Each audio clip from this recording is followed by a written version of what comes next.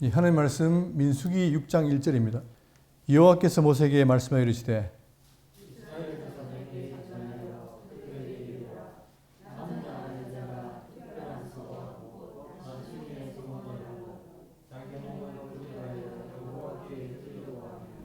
포도주와 독주를 멀리하며 포도주로 된 초나 독주로 된 초를 마시지 말며 포도즙도 마시지 말며 생포도나 건포도도 먹지 말지니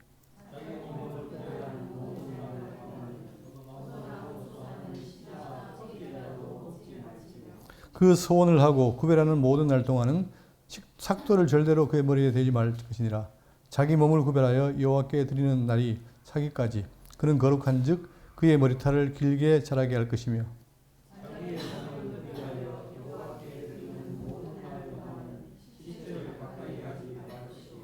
그의 부모 형제 자매가 죽은 때라도 그로 말미암아 뭘 더럽히지 말 것이니 이는 자기의 몸을 구별하여 하나님께 드리는 표가 그의 머리에 있음이라.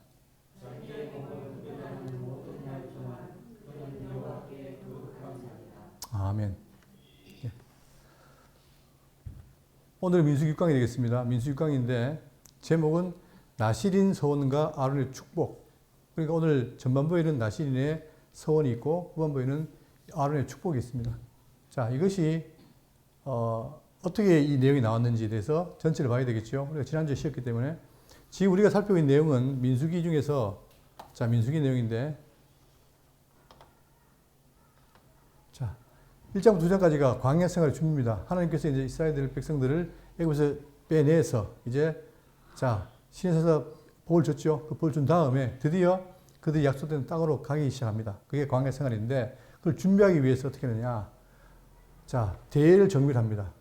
그죠? 그리고 성별을 예비한다 했을 때 문제는 대열과 성별인 거예요. 대열이란 말은 뭐냐? 즉 성막을 중심으로 언약궤 중심으로 그들을 정비를 하고 그 다음에 성별은 뭐냐? 그들을 거룩하게 한다는 사실을 말하고 있습니다. 그러니까 지금 우리가 오전도 봤지만 성경에는 거룩이라는 말이 꽉 차 있어요. 근데 그게 부담스럽지만 그러나 꽉 차 있는 것이고 하나님께서는 우리를 위한 뜻이 뭐다? 거룩이라고 했죠. 그 때문에 이게 중요한데 자, 그 가운데에서 우리가 지금까지 6장까지 왔는데 앞에 거를 보시면은 먼저 1장에는 뭐냐? 인구를 조사합니다. 총 인구. 그래서 해봤더니 레위 지파를 제외하고 60만 3,550명이 됐어요. 이들을 다 계수한 다음에 그 다음에 2장에서는 뭐냐? 그들을 다 각각 12지파를 진영을 배치합니다. 그래서 행진을 할 때 그냥 하는 게 아니라 다 질서대로 하게 돼 있죠. 그래서 이 그림 보시면 여기 이제 그들을 모았을 때 한가운데에 성막, 언약궤, 그리고 레위 지파, 그리고 세 지파씩에서 12지파가 딱 이렇게 대회를 정비합니다. 자, 그 다음에 3장은 뭐냐면 레위 지파를 계수합니다. 특별히 3장, 4장은 뭐냐? 레위 지파를 계수하고 임무를 줘요. 왜냐하면 그들이 레위 지파가 뭡니까? 하나님께서 장자를 대신 준 거 아닙니까? 그러다 보니까 그들이 이스라엘 12지파를 대신해서 하나님께 제사를 드리고 그래서 거룩을 유지하기 위해서 필요한 자들이죠. 그럴 때 3장에서는 뭐냐면 바로 그들의 수를 세고 그 다음에 4장은 뭐냐? 레위인의 직무를 나타냅니다. 그 직무가 뭐냐면 고앗 자손, 게르손 자손, 그 다음에 무라리가 있는데 고앗은 성물, 게르손은 덮개 회장, 그리고 무라리는 널판 기둥을 다 각각 운반하도록 되어 있어요. 그러니까 이게 지금 모든 게 질서가 딱 되어 있죠. 뭘 중심으로? 언약을 중심으로. 그 다음에 이제 지난번 5장은 바로 뭐냐면 이 공동체의 정결구례입니다. 다시 말하면 그들이 이동할 때에 자기들 사이에 문제 생기면 안 되잖아요. 그걸 막기 위해서 자, 진영 밖으로 추방해야 될 세 가지를 말합니다. 첫 번째, 나병, 유출병, 그 다음에 시체 접촉하는 걸 피해라.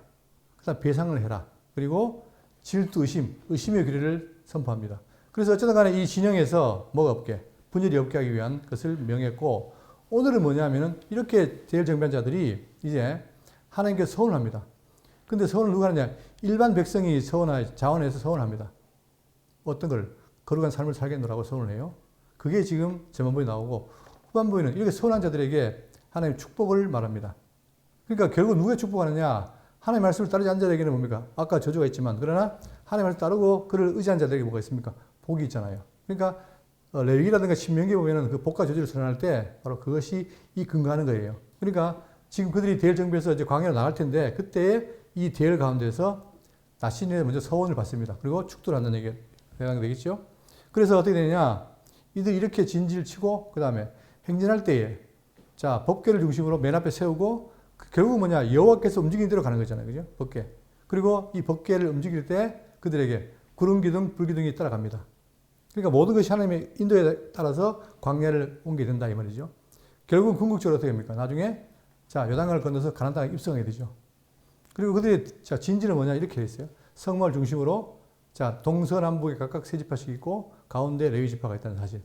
그러니까 이 질서 체계되어 있잖아요. 이것이. 그러면 우리가 제가 구약할 때 구약 해석의 그 기축이 뭐냐면은 성경은 문법적, 그 다음에 역사적, 신학적.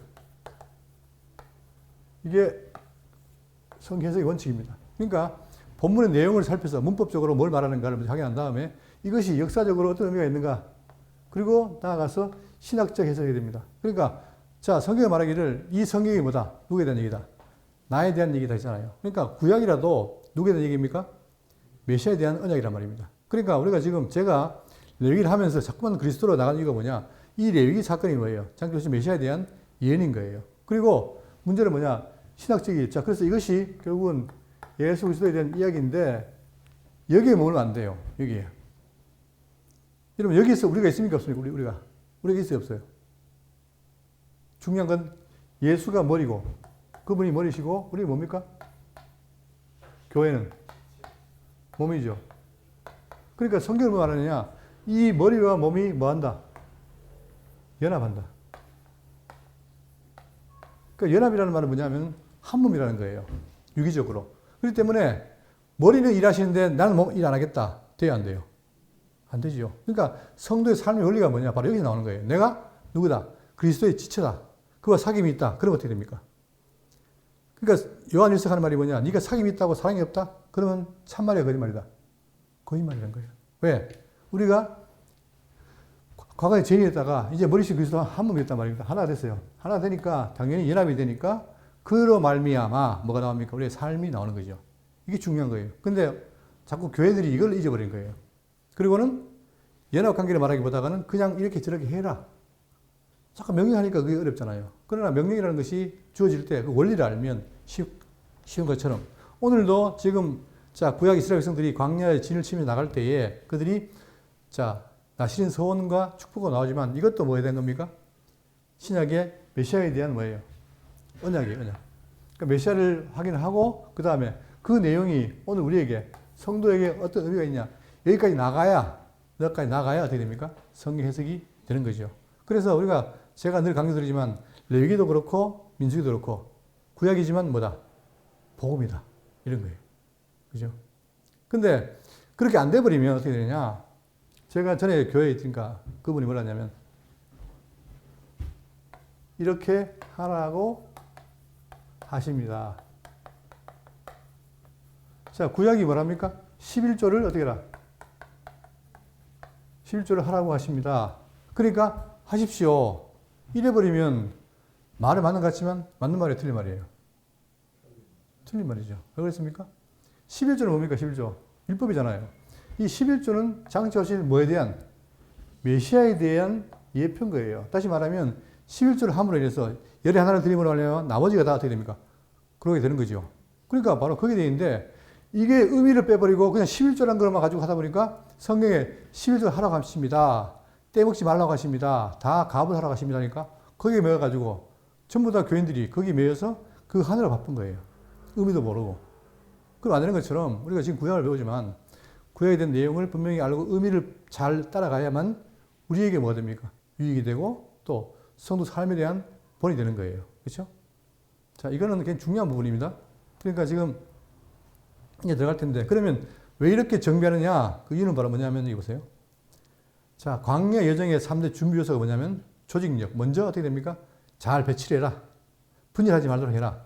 그래야만 조직이 돼야 질서가 있어야 되는 거 아닙니까? 그 다음에 두 번째 정결함. 그러나 이 모임이 뭐냐면 그냥 자, 이방신의 모임이 아니라 하나님의 백성이니까 뭐예요? 거룩함이 유지되어야 되는 거예요. 정결함. 그래서 부정한 요소를 다 제거하라는 거잖아요. 그죠? 그리고 이제 그들은 그냥 단순한 것이 아니라 정결해졌기 때문에 자기 몸을 어떻게 된다? 하나님께 헌신을 해야 된다. 그러니까 여러분 참 저게 뭐냐면 우리 말씀 중에서 한동안 사라진 용어가 뭐냐면 적용 또 헌신 이 말이 사라졌죠. 왜 사라졌습니까? 그러니까 이제 다 구원이 이루어졌기 때문에 뭐 헌신하고 적용할 게 없는 거예요. 그러나 아까 얘기했지만 우리 구원은 뭐다? 구원은 미래의 완성입니다. 그렇기 때문에 구원의 목표를 갖고 소망하는 사람들은 뭐냐? 이 땅을 살 때에 철저하게 어떻게 돼요? 열심히 살아야 돼요. 그 대표적 인물이 누구예요? 그 대표적 인물이 바울인 거예요. 여러분 바울은 정말 그 놀라운 그 경험, 복음을 경험하고 직접 예수님 부름 받고 자 셋째까지 갔다 왔잖아요. 그런데 그 사람이 자기 구원에 대해서 절대 함부로 안 했습니다. 그리고 자기 구원을 이루기 위해서 쫓아가고 어떻게 했어요? 열심히 살았어요. 심지어는 죽인다고 해도 아랑곳하지 했단 말입니다. 근데 오늘날 성도들은 뭐냐? 더 놀라운 거 받아놓고도 조금만 힘들면 버리고 조금만 어려우면 도망가고 이러면 안 되죠. 그러면 우리가 우리 신앙이 우울하던 게 아니잖아요. 그죠? 그때 이만큼 중요한 것인데 지금 하나님께서 이 이스라엘 백성들을 광야에서 이동하실 때 이렇게 철저하게 준비시키신다. 그럼 이것이 오늘 우리와 관계없느냐? 있죠. 우리도 뭐예요? 하나님께서 이 땅을 살아갈 때 예수님 그잖아요. 내가 이 반석에 교회를 세우리니 누가? 음부의 권세가 이기지 못한다. 다시 말하면 세상이 좀 음부가 가득 찹니다. 지금 우리의 공격자가 누굽니까? 사단이잖아요. 사단이 틈만 나면 교회를 무너뜨리려고 애를 쓰잖아요. 근데도 뭐 한다? 하나님께서 우리를 경고하기 위해서 지키시는 거예요. 그래서 에베소 기자가 바울이 뭐라 합니까? 뭘 입어라? 하나님의 전신갑주를 입어라. 이것이 그냥 하는 말이 아니라 이 전신갑주 입는 게 바로 뭡니까? 이 광야의 삶에서 똑같은 거예요. 그죠? 그러니까 그것이 육적인 것이 영적으로 이해를 해야만 오늘 우리가 살아가는 이 광야 생활에서 도움이 된다. 그걸 기억하시고. 그러면 이제 본문을 볼 텐데, 자, 6장 1절입니다. 여호와께서 모세에게 말씀하여 이르시되 이스라엘 자손에게 전하여 그들에게 이르라. 남자나 여자나 특별한 서원 및 곧 나실인의 서원을 하고 자기 몸을 구별하여 여호와께 드리려 하면, 자, 뭔가를 드린다는 거예요, 하나님께. 근데 이게 뭐가 없습니까? 남녀 구분이 없어요. 그러니까 성경은 근본적으로 뭡니까? 성차별이 아니죠. 남녀 구분이 없이, 자, 특별한 서원, 곧 나실인의 서원을 할 때 하고 자기 몸을 구별하여 여호와께 드리려 하면, 그러니까 자기가 구별한다고 걸어진 게 아니라 원래 하나님께서 뭐예요? 우리를 그렇게 하는 백성을 만들었잖아요. 그러니까 거기서 구별을 하려고 하면, 드리려 하면 어떻게 되느냐? 쭉 나오는데 문제는 이 말씀의 근원이 누굽니까? 여호와께서 누구에게? 모세에게 하시는 거죠. 그러니까 모세도 중보자고 또 나중에 아론이 뭐래요? 나중에 되고 아론이 축복을 해요. 그러니까 이것이 하나님께서 섭리하실 때에 모세와 아론은 중요한 역할을 하고 있다는 사실입니다. 그러면서 자, 이 나신이라는 말은 뭐냐면 구별하다, 분리하다 뜻이에요. 우리가 지금 거룩이 뭡니까? 거룩이. 거룩이라는 말이 다른 말로 하면 구별이죠. 내가 죄인이었으나 이제 하나님의 백성으로 나를 구별했다. 이거 아니에요. 그죠? 그렇기 때문에 이 거룩이 중요한데 나시리는 바로 뭐냐? 내가 그 거룩한 자로서 하나님께 드린다. 그런 의미입니다. 자, 그럴 때 이 나시린의 종류는 뭐냐면 성경에 나오는 게, 자, 첫 번째는 뭐냐? 직접 하나님이 명령한 자가 있어요. 예를 들면 삼손이라든가 세리와는 나기 전에 뭡니까? 미리 예고를 하죠. 그런 사람들은 나기 전에 하나님께 직접 명령을 해요. 그 다음에 자, 한나의 아들이 누굽니까? 사무엘이잖아요. 그죠? 사무엘이 하나님께 드려질 때 누가 서원을 해요? 한나가잖아요. 그때 직접 뭐예요? 부모가 서원한 자도 있어요. 그러니까 첫 번째는 하나님 명령한 자, 두 번째는 부모가 서원한 자. 그 다음에 세 번째는 뭡니까? 지금 나오는 거. 백성이 스스로 어떻게 해요? 자원하여 드리는 자. 이게 나신인 거예요. 그러니까 지금 이 백성들은 자기 위치를 아니까 내가 앞으로 하나님께 뭐 하겠다? 헌신하겠습니다. 라고 약정해서 하나님께 드리는 거죠. 이게 귀한 겁니다, 이게. 당연히 내가 하나님의 백성이라면 지금 예수 믿고 구원된 성도라면 뭐가 필요해요? 내가 성도로서 어떻게 하겠다? 이렇게 살겠습니다는 소원이 필요한 거죠. 그러니까 우리는 나신인의 얘기가 남의 얘기가 아니라 오늘 우리도 뭡니까? 똑같은 나신인처럼 사는 거예요. 자, 그래서 3절. 포도주와 독주를 멀리하며, 자, 그러면서 금기사항을 말합니다. 포도주와 독주를 멀리하며 포도주로 된 초나 독주로 된 초를 마시지 말며 포도즙도 마시지 말며 생포도나 건포도도 먹지 말지라. 왜 그러냐? 거룩한 자니까 어떻게 돼요? 구별하기 위해서 독주를 멀리하는 거예요. 여러분, 독주라는 게 어떤 의미가 있습니까? 실수하잖아요, 실수. 지금 이사야 수혜를 배우고 있는데 왜 교만해집니까? 술을 먹으니까 사람이 멍청해지고 하니까 막 교만해지는 거예요. 전직 대통령이 어떻게 했습니까? 술독에 빠져가지고 맨날 술을 먹으니까 이 뇌가 안 들어가, 이게. 그것처럼 이 독주라는 게, 물론 이게 어떤 사람은 약주라 그러지만, 약주가 곧 독주예요. 그러니까 근본적으로는 그 말이 맞지만, 그러나 지금 거룩을 위해서 어떻게 해라? 그걸 금주해라, 이 말입니다. 왜? 창세기 29장 21절에, 자, 포도주를 마시고 취하여, 노아가 어떻게 했습니까? 자기도 기분이 좋으니까 포도주 먹고 취했어요. 취하니까 그 장막 안에서 벌거벗고 있는 거예요. 이 수치가 드러나는 거죠. 그러니까 이 술이라는 건 뭐냐? 내 수치를 드러내는 하나의 도구란 말입니다. 또 레위기 10장 9절에 너와 네 자손들이 회막에 들어갈 때에는 포도주나 독주를 마시지 말라. 그리하여 너희 죽음을 면해라. 거룩을 잃어버림을 말미암아 죽음을 면하는 거예요. 그리고 이것이 대대로 지킬 영원한 규례라. 그죠? 그러니까 꼭 지켜야 되는 것이죠. 그 다음에 이사야 28장 7절에 그리하여도 이들은 자, 그 당시에 왜 타락했느냐? 딴 게 아니라 자꾸만 취하는 거예요. 이스라엘이 주전 700년 그 시대에 포도주로 말미암아 엿걸음치며 독주로 말미암아 비틀거리며 제사장과 선지자도 독주로 말미암아 엿걸음치며 포도주에 빠지며 독주로 말미암아 비틀거리며. 자, 하나님의 말씀을 듣고 잘 섬겨야 될 자들이 맨날 비틀거리니까 뭐가 안 보입니까? 말씀이 안 보이잖아요. 안 보이니까 우상 섬기고 여호와를 섬기지 않고 당연히 그들이 어떻게 타락으로 가는 거 아닙니까? 그리고 철저하게 어떻게 해라? 이거를 금해라. 그렇기 때문에 나신의 서원도 제일 먼저 뭡니까? 포도주를 금해라. 그런데 어디까지? 포도주 독주만 먹으라는 게 아니라, 자, 포도즙도 마시지 말며 생포도나 건포도도 먹지 말아라. 이것도 뭐합니까? 많이 하면 취한다는 거죠. 아예 싹을 잘라라는 거예요. 4절 자기 몸을 구별하는 모든 날 동안에는 포도나무 솟아는 씨나 껍질이라도 먹지 말지며. 요즘 사람들은 다 먹습니다. 건강에 좋다고. 그러나 아예 금하는 거예요. 왜? 이것이 우리를 혼란하게 하는 요소이기 때문에. 그 소원을 하고 구별하는 모든 날 동안은 삭도를 절대로 그의 머리에 대지 말 것이며. 그러니까 이 서원하는 날 동안, 날이 있는데 그 기간 동안에는 어떻게 되냐? 삭도를 대지 말라는 거예요. 여러분, 왜 머리가 중요하잖아요. 그죠? 머리는 우리의 대표인 것처럼. 그러니까 이 머리가 있다는 건 뭐예요? 여호와에 대한 하나의 자기의 그 경외의 표시거든요. 자, 그러니까 대지 말 것이며 자기 몸을 구별하여 여호와께 드리는 날이 차기까지 그는 거룩한 즉. 그러니까 머리를 기른다는 게 뭡니까? 그게 거룩성에 대한 표시란 말입니다. 한즉 그의 머리털을 길게 자라게 할 것이며. 누가 생각나지요? 사자 가운데 삼손. 삼손이 머리가 길 때 어떻게 됩니까? 힘이 나고 잘라버리니까 힘이 없어지잖아요. 그것처럼 바로 이것이 상징하는 바가 있다는 겁니다. 이게 바로 거룩이라는 거죠.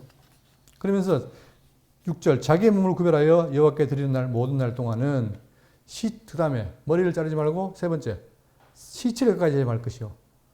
여러분 시체라는 게 뭐죠? 죽었다는 거 아닙니까? 죽음은 뭐에 대한 결과죠? 죄에 대한 결과 아닙니까? 그러니까 지금 이 시체라는 건 뭐냐? 그리고 죄 투성인데 이걸 하지 면 어떻게 해라? 가까이 말하는 거예요. 왜? 거기에서 내가 저주를 받으니까. 그의 부모 형제 자매가 죽은 때라도 그로 말미암아 뭘 더럽히지 말 것이니. 그러니까 결국은 시체를 함께 한다는 건 몸이 더럽혀진 건데 가까이 하지 말라. 이는 자기 몸을 구별하여 하나님께 드리는 표가 그 머리에 있습니다. 그러니까 머리에 삭도를 대지 말고 시체를 가까이 하지 말라. 이게 지금 바로 나시린의 금계의 상이라는 거죠. 첫 번째 포도주, 두 번째 머리를 자르지 말라. 세 번째 뭐예요? 시체를 가까이 하지 말라. 자, 그러면 이것을 잘 지키면 어떻게 됩니까? 나신의 의무가 끝나는데 만약에 어떻게 했다? 그거를 못할 때. 자, 8절 자기의 몸을 구별하는 모든 날 동안 그는 여호와께 거룩한 자니라. 그러니까 구별하는 날 동안은 모든 날 동안은 거룩한데 9절에 누가 갑자기 자 돌발 사태가 벌어진 겁니다. 누가 갑자기 그에 곁에서 죽어서 스스로 구별한 자의 머리를 더럽히면 바로 이거죠. 문제는 뭐다? 시체를 가게 함으로 인해 가지고 더러워지는 거예요. 그 되면 어떻게 되느냐? 그의 몸을 정결하게 하는 날에 머리를 밀 것이니 곧 7째 날에 밀 것이라. 그러니까 뭐 날이 있는데 그게 정결하게 나는 날입니다. 그때 머리를 밀라는 거예요. 왜? 그 서원이 깨진 거잖아요. 그죠? 그러니까 밀라는 거예요. 밀 것이며 8째 날에 산 비둘기 2마리나 집 비둘기 새끼 2마리를 가지고 회막에 와서 제사장에게 줄 것이요. 자, 8째 날이란 말은 뭐냐? 7째 날에 다 밀고 8째 날은 새로운 날이죠. 그죠? 그때 8째 날에 자, 잼을 주는데 산 비둘기 2마리나 집 비둘기 새끼 2마리를 가지고 회막문에 와서 제사장에게 줄 것이요. 왜 주느냐? 그걸로 어떻게 됩니까? 내가 지금 어긴 자신의 법을 뭐하기 위해서? 회복하기 위해서. 뭘 드리라는 거예요? 제사를 드리라는 거죠. 제사장은 11절 그 하나를 속죄제물로 하나는 번제물로 드려서 그의 시체로 말미암아 얻은 죄를 속하고 또 그는 그날에 그 머리에 성결하게 할 것이며 자 여기서 중요한 게 뭐냐 그의 시체로 말미암아 죄를 얻은 죄를 속한다는 말은 뭐예요? 결국은 이 죄를 속하기 위해서 뭘 주십니까? 비둘기, 산비둘기 2마리, 집비둘기 새끼 2마리 그들을 드릴 때 어떻게 합니까? 결국 잡지요. 잡으면 뭐가 나와요?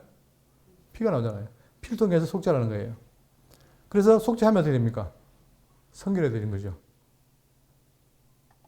자, 여기 보시면 히브리 9장 우리가 지난번 했는데 22절 율법을 따라 거의 모든 물건이 피로써 정결케 되나니 그러니까 왜 피가 중요하냐? 피가 생명이기 때문에 그 생명을 바침으로 대신 속죄하는 거 아닙니까? 속죄.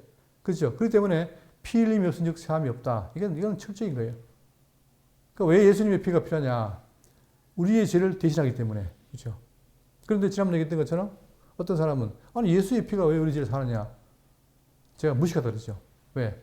예수님은 원래 그분이 선지한 분 하나님이시잖아요. 그분의 피는 뭐예요? 모든 인류를 다 죄를 사고도 남습니다. 그렇죠? 그것처럼 바로 기독교는 뭐냐? 바로 이 대속의 종교. 따라서 피 흘림 없으면 죄 삭제 없는데 자신이 이렇게 어겼을 때에 그걸 속하기 위해서 피를 드려라. 그 다음 에베소 1장 7절에 우리는 그리스도 안에서 그의 은혜의 풍성함을 따라 그의 피로 말미암아 뭐 있습니까? 속량 곧 죄 사함을 받았다. 그러니까 피로 말미암아 피가 중요한 거예요. 근데 이거를 껍데기 보면 어떻게 됩니까? 생명을 갚아서 속전인데 그거를 껍데기 보면 기독교는 무슨 흡혈귀 종교냐 이렇게 또 비꼬는 사람이 있는데 그게 아니라 피는 생명입니다. 생명.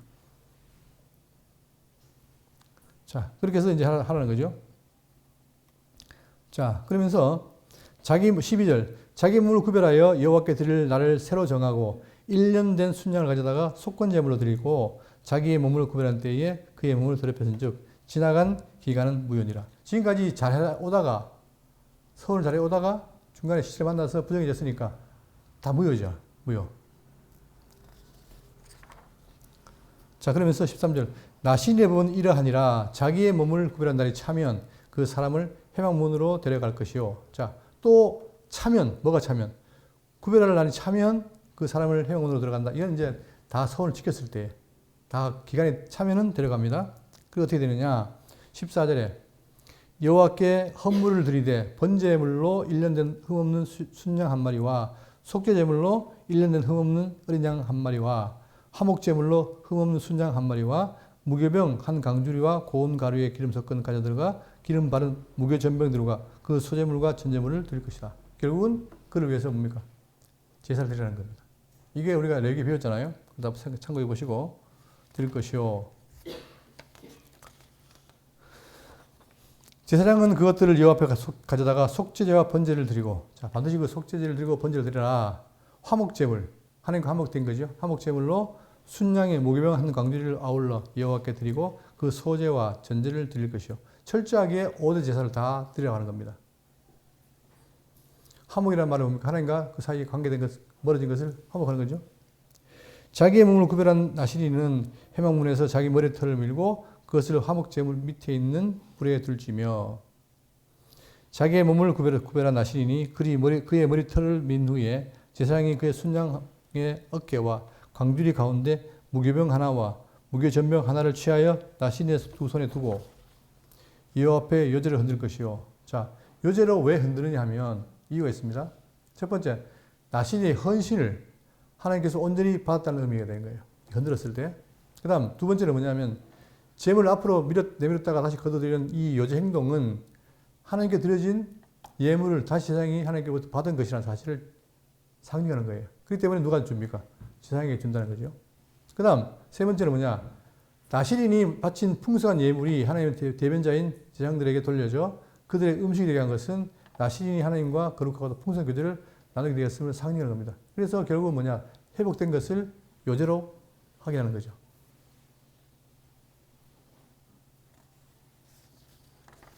자, 그러면서 21절 이는 곧 서원한 나시린이 자기의 몸을 구별하는 일로 말미암아 여호와께 헌물을 드림과 행할 법이며 이 외에도 힘이 미치는 대로 하려니와 그가 서원한 대로 자기의 몸을 구별하는 법을 따라 할 것이다.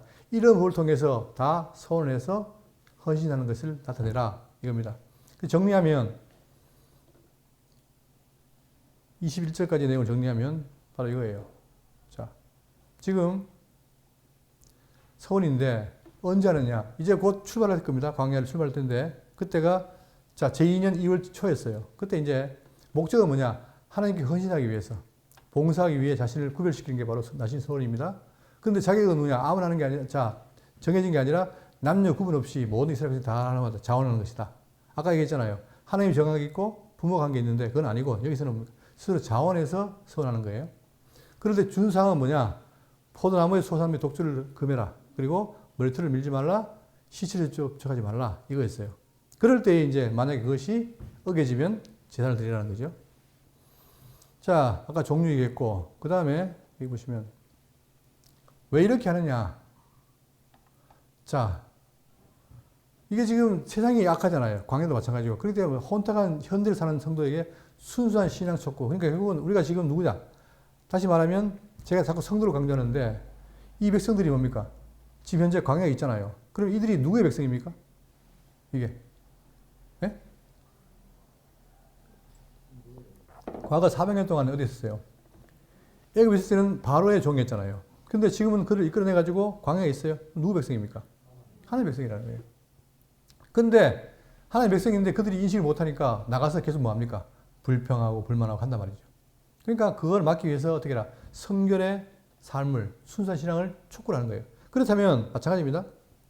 이들도 이스라엘 백성들이 자 애굽에서 광야를 거쳐 가나안 들어갑니다. 그럴 때 이 광야 생활에서 그들이 하나님의 백성이에요. 그렇기 때문에 이들이 여기서 정결하게 하는 것처럼 오늘 우리는 광야의 교회죠. 현실이. 그러면 여러분과 제가 뭐예요? 성도 아닙니까? 성도는 사실 깊이 인식해야 돼요. 그러니까 삶도 뭐가 돼요? 성도에 합당한 삶이 돼야 되는 거 아닙니까? 그거를 또 어떻게 한다? 헌신하는 거예요. 서원하고. 그러니까 옛날에 제가 어릴 때 보면 교회에서 꼭 주일날 오후 예배 때 뭡니까? 그때는 오후가 아니라 밤이죠. 주일 밤 예배죠. 뭐래요? 헌신 예배잖아요. 그게 그런 게 절대 우리의 자유의지를 통해 우리를 드러내려는 게 아니라 당연한 백성으로서의 삶인 거예요. 근데 그게 우리 말씀으로 와서는 어떻게 됩니까? 다 아니 된 거잖아요, 이게. 뭔가가 지금 우리가 삶에 있어 깊이 생각해야 되는 거예요. 그러니까 지금 성경은 뭐 말하느냐? 네가 하나님의 백성이냐? 광야에서 어떻게 해라? 성결해라. 그걸 말하는 겁니다. 그러니까 내가 만약에 지금도 애굽 사람이라면 성결할 이유가 없죠. 그런데 지금 우리 뭐예요? 이 광야에서 하나님의 성도가 된 거예요. 근데 이제 성도가 됐는데 여전히 지금 과거처럼 산다. 안 되겠죠. 그러니까 뭔가를 너희들의 의지를 보여달라는 거죠. 그게 바로 서원이라는 얘기입니다. 자, 그 다음에 두 번째는 뭐냐? 하나님께 온전히 자신을 드린 예수 그리스도를 먼저 예시합니다. 왜냐? 지금 우리를 뭐랍니까? 교회를. 자, 교회를 머리와 몸이 자, 주님이고 교회고 이게 하나란 말이다. 하나. 하나잖아요. 그죠? 하나니까 아까 얘기했던 것처럼 주님만 바라보고 있는 게 아니라 주께서 우리에게 뭐래요? 생명력을 뭐합니까? 공급해요. 자, 나는 포도나무, 너희는 내 가지다. 가지가 붙어 있으면 뭘 맺고? 열매를 맺고 떨어져 있으면 제하여 버리는 거예요. 당연한 이치 아닙니까? 그러니까 지금 우리는 교회를 얻을 때 한 몸이라는 말은 뭐냐? 지금도 주님이 나를 뭐예요? 영향을 주는 거예요. 누굴 통해서? 성령을 통해서. 이게 뭐라고요? 이게 연합. 어떤 연합? 신령한 연합이란 말입니다. 그러니까 그리스도의 역할이 있고 우리의 역할이 있는 거예요. 그죠? 철저하게. 그래서 아까 뭐라 했습니까? 우리에 대한 하나님의 뜻이 뭐라고요? 거룩이고 과정상 항상 기뻐하라, 쉬지 말고 기도하라, 범사에 감사하라. 그게 지금 누가 하는 겁니까? 우리가 지체로서 하는 거란 말입니다.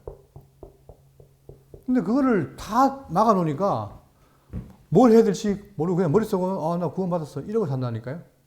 이게 심각한 문제인 거예요, 여러분. 근데 성경은 뭡니까? 제가 아무리 연구해도 제가 지금 여기 장로교에 와가지고 거의 지금 성경 한 3분의 1을 봤는데 어딜 뒤져봐도 우리들은 가만히 있으란 말이 없어요. 철저하게 어떻게 해라. 구원을 이루고 열심히 살아라. 이건데 근데 왜 그럴까? 봤더니 핵심 문제가 뭐냐? 하나님의 뭐다? 절대 조건. 여기에 대한 심각한 오해가 있다는 얘기예요. 하나님 절대 조건이 있다는 거 맞죠? 맞죠?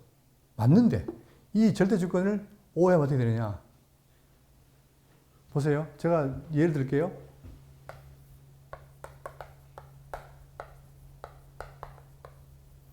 자, 질질 끌고 간다. 하나님 우리를.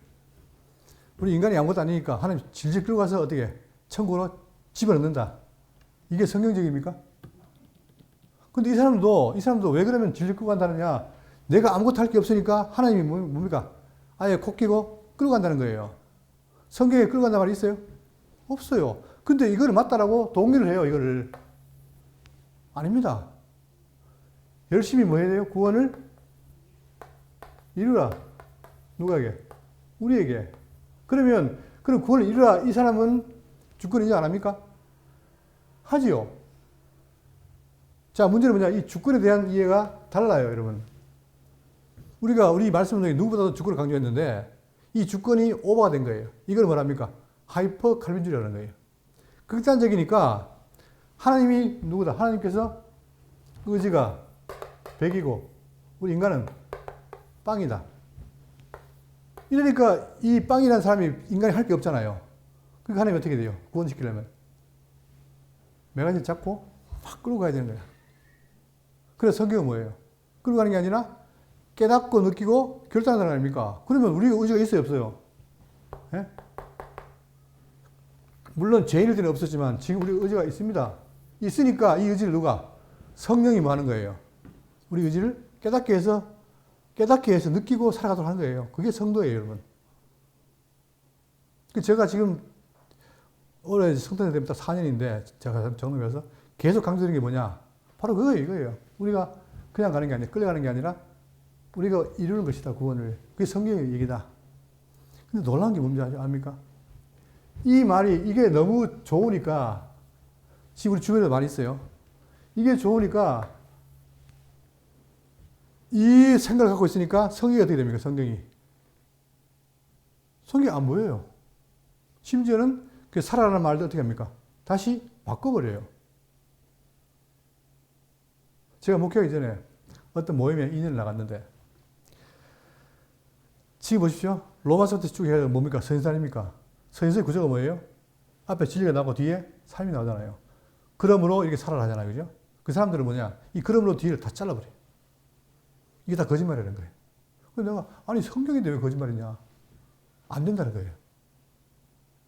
여러분 이거는 제가 그냥 하는 말이 아니고 우리 노예 주변에다가 교회에서 이런 사람들이 있어요. 이게 절대 아닙니다.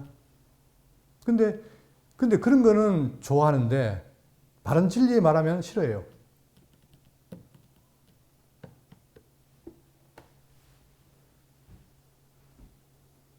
한 가지 더 할게요. 여러분 성경에 하나님이 재짓게 한단 말이 있어요, 없어요? 네? 없죠. 그러면 창세기 전에 예정하실 때에 누가 예정합니까? 그리스도 안에서 복주잖아요. 그 그리스도가 나왔다는 얘기는 나중에 누군가가 죄를 지어야 되죠. 그렇죠? 그래서 뭐라고 나왔냐? 그리스도 안에서 예정했다는 말 때문에 하나님이 재짓게 한다는 말이 나온 거예요. 만약에 인간이 죄 안 지면 하나님이 정말 위급한 사게 되니까 그런 게 착각이겠죠. 성경을 보니까 죄짓게 하는 게 아니라 아담에게 선택하게 하잖아요. 뭐라고? 하나님은 먹으면 죽는다. 사단은 죽기 왜 죽냐? 네가 하나님처럼 된다. 이 두 개 사이에 누가? 아담이 뭘로? 자기 의지로 뭐 한 거예요? 선택을 한 거예요. 처음에는 하나님의 말씀이 맞았는데 들어보니까 이게 더 좋거든. 그러니까 욕심 때문에 옮긴 거예요. 그러니까 죄를 짓게 한 게 아니라 자기가 지은 거예요, 죄를. 이게 인류의 비극이죠. 예? 그러면 짓는 걸로 끝나느냐? 끝나는 게 아니라 그렇게 인간이 나약하니까 누굴 통해서? 예수 그리스도를 통해서 새로운 인간을 만들겠다는 게 하나의 뜻이잖아요. 어떤 인간? 거룩한 인간. 지금 역사는 계속 이어지는 거예요, 이게. 예? 그런데 이런 생각인 사람들은 뭐냐? 이론을 주장하면서 하나님이 죄도 짓게 맞다는 거예요. 근데 저도 그걸 동의하고 정말 좋게 생각하고 막 남들한테 얘기했는데 세월 지나 보니까 성경에 그런 말이 없어요. 그리고 제가 결정적으로 야고보 보니까 누가 하더라? 자기가 욕심이 대한 거지. 하나님은 뭐 하잖아요? 유혹하지 않아요. 아니, 유혹도 안 하는 분이 어떻게 죄를 짓게 합니까? 그래서 제가 옛날에 바로한테 바로의 마음을 강팍해서 완악해 하사 그 말을 봐라 완악해 했지 않느냐. 근데 그게 그 말이 아니에요. 원래 완악한 인간을 그냥 내버려 뒀단 말이죠. 그러니까 이런 것들이 하나 정리되니까 정말 이 진리를 잘못 이해하면 우리 결과가 무섭구나를 알게 된 거예요. 그래서 제가 지금까지 한 게 뭐냐. 여러분 철저하게 우리는 뭐다? 거룩을 향해 나가기 중요합니다. 거룩입니다. 그리고 거룩이 남이 하는 게 아니라 내가 하는 겁니다. 내가 누구기 때문에? 성도기 때문에. 하나님이 죄인을 불러서 어떻게 뭐 만들었어요? 성도를 만든 거예요. 그러면 내 정체성이 뭡니까? 바뀐 거예요. 뭘로? 죄인에서 성도로 바뀐 거예요. 그리고 나를 내버려 두는 게 아니라 내 속에 누가 있어요? 성령께서 무시로 기도하면서 나를 인도한다는 거예요. 깨닫게 해서. 그러면 내가 누구 인도 받아야 돼요? 성령 인도 받으면 그 성령이 뭘 맺습니까? 성령이 열매를 맺는 거예요. 사랑과 희락과 화평과 과거의 죄인일 때는 택도 없는 거 충성, 온유와 절제 이런 걸 맺게 한다는 말입니다. 내 속에서. 그러니 그걸 누가 하신다? 그걸 하나님이 하신 거예요. 죄짓게 하는 게 아니라. 예? 이런 것들이 성경에 말하는 내용인데 자, 그러니까 하게 한다는 말이 너무 중요한 거죠. 너무 맞는 거죠. 죄인을 불러서 뭐 하게 한다? 거룩하게 하신다. 이게 기독교의 최명제입니다. 그러니까 그 내용을 계속 기록한 게 뭡니까? 신약 성경인 거예요. 그러니까 여기 보시면 자, 하나님께서 온전히 자신을 드린 예수 그리스도를 예시해서 왜? 그분이 우리를 구속해서 하나님께서 만들었으니까. 그러니까 온전한 헌신은 철저한 경건 생활이 중요한 거예요. 왜? 과거에 내가 죄인이었는데 이제는 뭡니까? 하나님의 백성으로서 삶을 살아가니까 뭐가 됩니까? 경건한 삶이 돼야 되는 거예요. 그러니까 이때 자기 부인은 뭐냐? 자기 부정과 부인은 다릅니다. 이때는 뭐예요? 제가 정확히 알려드릴게요. 자기 부정은 뭐냐? 나를 디스하는 거예요. 자기 부인은 베드로가 예수님 죽으러 간다 그러니까 뭐랍니까? 예? 안 됩니다. 예? 그러니까 이 부인이 뭐냐? 안 됩니다는 뭐예요? 하나님 뜻은 뭐예요? 예수님이 죽으러 가는 게 맞는데 베드로가 안 됩니다 그러니까 지 말이 맞아요? 하나님 말이 맞아요? 하나님 말 맞잖아요. 그때 자기를 내려놓는 게 뭡니까? 그게 자기 부인인 거예요. 자기 부인이라는 게 불교에서 말하는 자기를 죽이란 말이 아닙니다. 우리 못 죽여요. 긍정도 못하지만 부정도 못해요. 기독교는 자기 부정하라는 종교가 아니에요. 그러니까 지금 뭐냐? 우리가 이제 점 살아갈 때 자기의 옛생을 부인하고 이게 바로 말하는 거지. 그래서 철저하게 뭡니까? 나신의 서원은 자기를 돌아보고 이 광야생활 하면서 하나님께 거룩을 유지해라. 이걸 주신 거라고 합니다. 그러면 이 내용은 오늘 사는 우리에게도 여전히 뭡니까? 유효한 것이죠. 중요한 것이고. 똑같은 거예요, 이게. 그러니까 이걸 예표로 설명하신데 봤더니 실제로도 똑같더라는 거죠. 자, 그래서 이렇게 잘 하면, 자, 그러면 연결하면은, 자, 21절까지는 나신이 서원했잖아요. 이렇게 서원하면, 그 뒤에 뭐가 따릅니까? 22절. 그 뒤에 뭐가 나와요? 하나님의 복이 나옵니다, 복. 자, 22절. 여호와께서 모세에게 말씀해 이르시되, 아론과 그의 아들들에게 말하여 이르기를, 너희는 이스라엘 자손을 위하여 이렇게 축복하여 이르되. 자, 근데 놀라운 거 뭐냐면, 여러분, 모세가 축복해도 되죠? 안 그래요? 모세가 지금 지도자 아닙니까? 중보자 아닙니까? 근데 어떻게 되냐? 하나님이 누구에게? 모세에게 말하고 축복은 누가 해요? 아론이에요. 모세는 뭐하고? 전달만 하고. 그렇다면 왜 이렇게 했을까? 결국 축복은 누가 하는 겁니까? 하나님이 하신 거예요. 아론은 도구예요.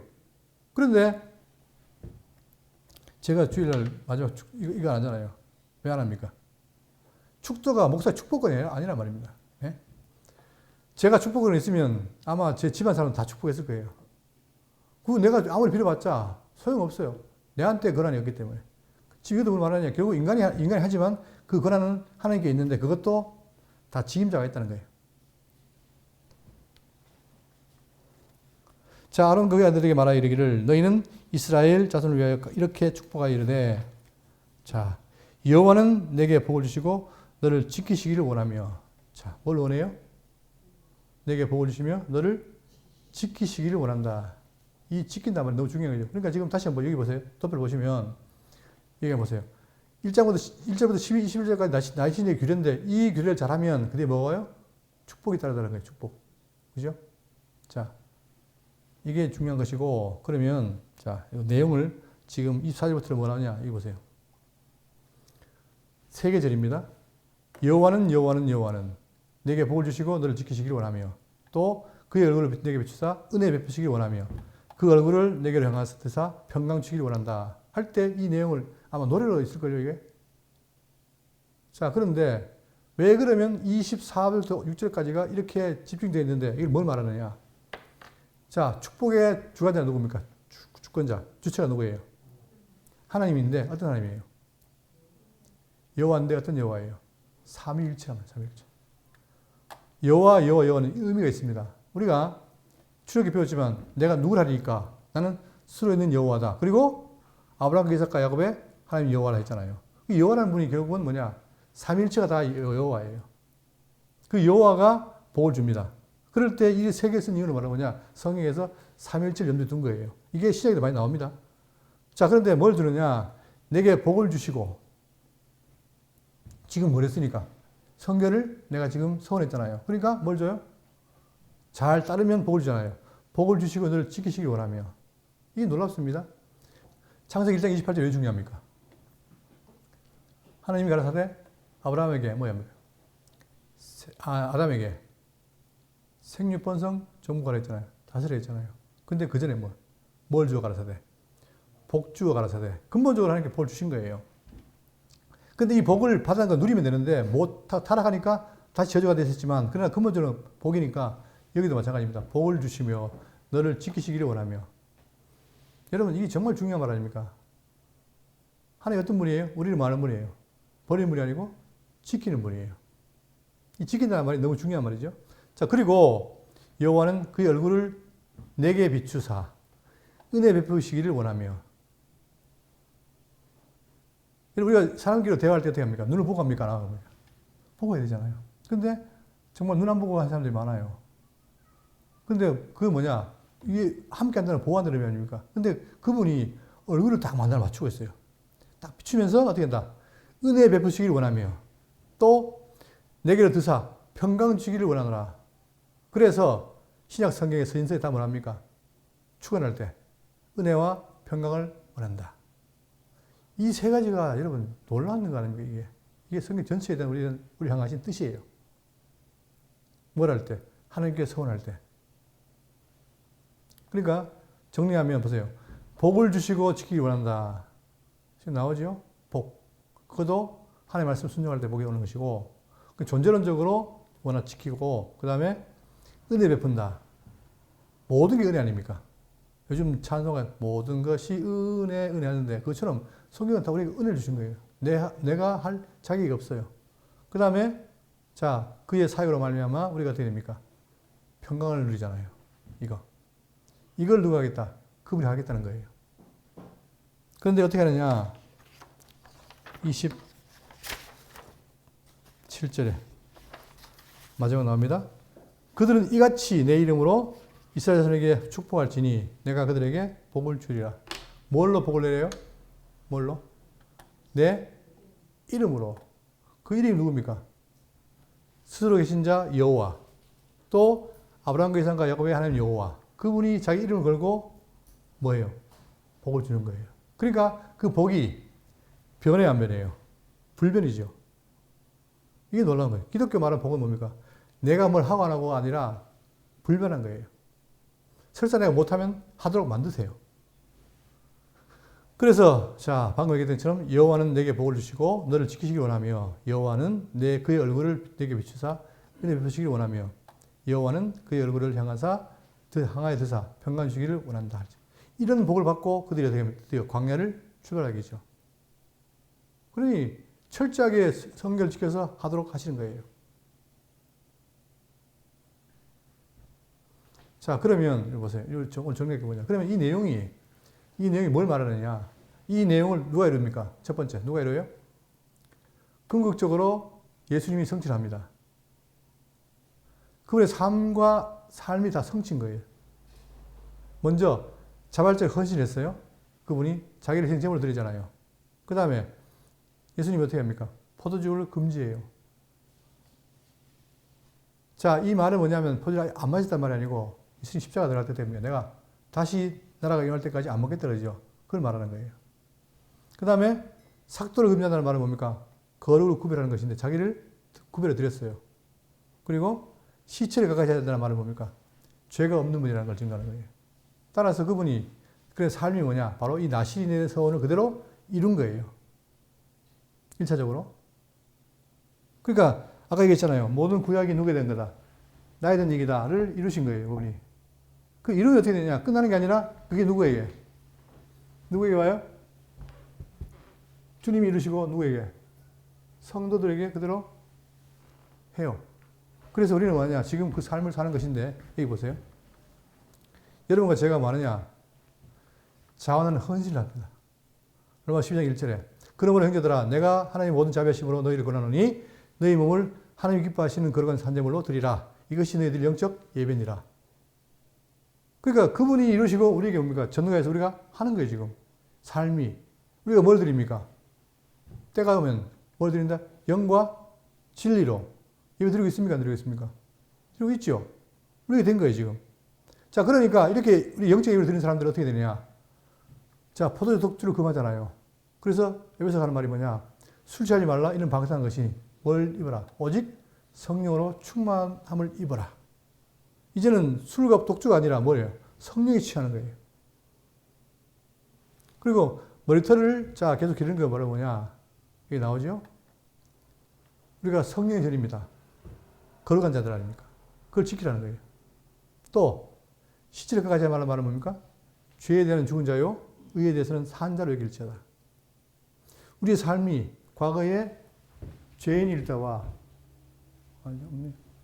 죄인일 때 완전히 달라진 거죠, 우리가. 그래서 지금 여러분과 제가 이 삶을 어떻게 살고 있다는 거예요.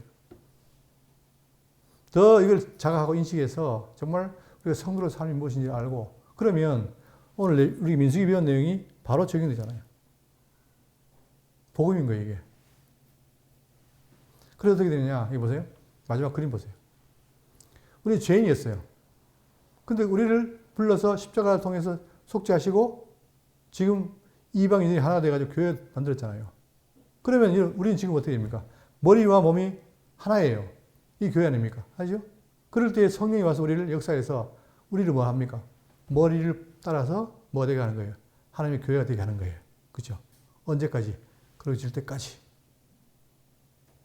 이거는 성경이 말하는 원리입니다. 그러면 내가 어떻게 살 것인가? 여기서 아까 얘기했잖아요. 술 취하지 않는 거. 또 성령 충만을 받는 거. 이런 게 삶의 모양인 거예요. 그래서 여러분께서 이제는 뭐냐? 어떤 것이 내가 그런 삶을 사는 것이냐를 봐야 돼요, 이제. 실제적으로. 우리는 그래요. 이 경상도 사람들이 사랑한다는 말을 못 하잖아요. 근데 말은 그래요. 마음에는 있는데 내가 표현을 못 해. 그러면 상대방은 뭡니까? 마음에도 없을걸? 이럴 수 있잖아요, 그죠? 그것처럼, 그러니까 뭐냐? 우리의 인간이라는 게 뭐냐? 좋아하면 표현합니다. 생각해 보세요. 데이트할 때 어떻게 했어요? 온갖 걸 가지고 막 하잖아요, 이렇게. 네? 그 말은 뭐냐면, 그때는 그렇게 했는데 지금 왜 안 되느냐? 그만큼 뭐 없다. 사랑이 식었거나 없기 때문에 그런 거예요. 그래서 우리가 지금 이 진리를 배우고 정말 내 속에 감동이 있다면 어떻게 성경이 말하고 있는 이 이웃을 위한 삶이 안 살겠는가? 안 살 수가 없죠. 내 속에서 막 움직여서도 안 할 수가 없잖아요. 그렇게 해서 경을 연습하는 것이 바로 뭐다? 성도의 삶이고 주님이 뭐 하신 거다? 기뻐하신 거다. 그래서 항상 기뻐하라, 쉬지 말고 기도하라, 범사에 감사하는 것은 과정적으로 우리에게 주신 뜻입니다. 하나님의 뜻. 그러니까 우리가 하나님의 뜻을 알았다면, 제가 이번에 추수감사를 특강 뭐 하다가 고민하다가 결국 그걸 정했는데, 그게 뜻이에요. 예? 이게 법이니까 하라는 게 아니라 뜻이란 말입니다. 하나님이 우리를 향한 뜻. 그러면 우리가 뜻을 안다면 그 뜻을 타고 사는 거 맞잖아요. 예, 뭐 얼마나 더 강조해야 되겠습니까만은 그러나 성경은 바로 이런 방향이라는 사실 깨달으시고 우리가 여기 있습니다. 여러분이나 저나 각각 있는데 우리 다 죄인이었어요. 근데 그분이 어떻게 했다? 십자가의 피로 우리를 속죄하시고 또 속죄한 다음에 내버려두는 게 아니라 내 속에 누굴 함께 하시고 성령을 보내가지고 우리가 성도가 된 거 아닙니까? 그러면 우리는 뭡니까?